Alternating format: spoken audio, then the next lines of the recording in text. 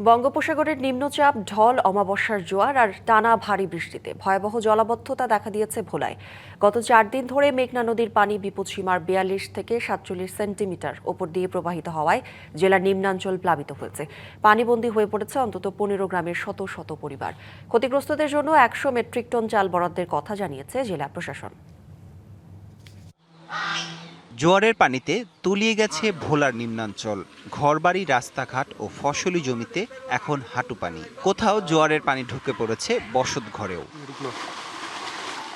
সবচেয়ে বেশি দুর্ভোগে ভোলা সদর উপজেলার রাজাপুর ইউনিয়নের 2 নম্বর ওয়ার্ডের বাসিন্দারা। জোয়ারের পানি বাড়ছে, আবার ভাটায় কিছুটা কমছে। পানি থেকে বাঁচতে অনেকে আশ্রয় নিয়েছেন বেড়িবাঁধে। জলাবদ্ধতায় খাবার ও বিশুদ্ধ পানির সংকটে পড়েছেন অনেকে। একই পরিস্থিতি রাজাপুর ইউনিয়নের জোরখাল সহ আশেপাশের এলাকায়। জোয়ারে পানি উঠে মানে আমাদের বাড়িঘর ডুবে যায়। রান্না করতেছি এই অবস্থায় পানি উঠে গেছে চুলার ভিতরে। আমরা অনেক সময় না খেয়েও থাকি। বাড়িঘর সব তালে থাকে পানিতে তালে থাকে, ফলাফল স্কুল মাদ্রাসা দিতে পারে না। নগদ নিয়ে এলো হার না মানা হার অফার। সর্বনিম্ন 10,000 টাকা রেমিটেন্স নগদে পাঠালে থাকছে স্বর্ণের হার জেতার সুযোগ। আমাদের ফসলি জমিগুলা সব তলায় গেছে। আমরা যে ধান জ্বালা রোপণ করছি সব নষ্ট হয়ে যেতেছে, সব পচে যেতেছে।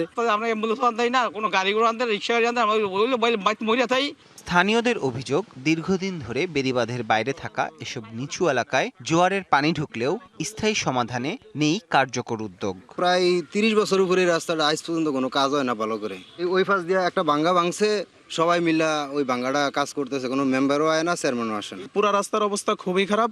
আমাদের ইমিডিয়েটলি রাস্তার দরকার, প্লাস বেড়িবাঁধের দরকার। যদি আমাদের একটা সাইড বেরিয়ে হতো নদীর লগ দিয়ে, তাইলে আমাদের অনেক ভালো হইতো, মানে জয়রা পানিরা আসতো না।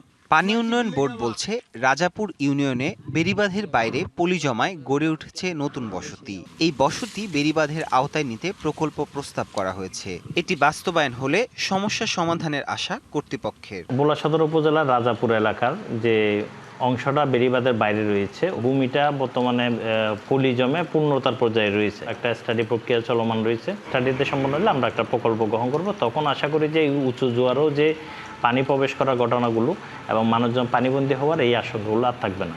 জেলা প্রশাসনের বরাদ্দ চাল দ্রুত পৌঁছে দেওয়ার পাশাপাশি স্থায়ীভাবে জোয়ারের পানি ঠেকাতে বাঁধ নির্মাণের দাবি দুর্গতদের। DBC news desk.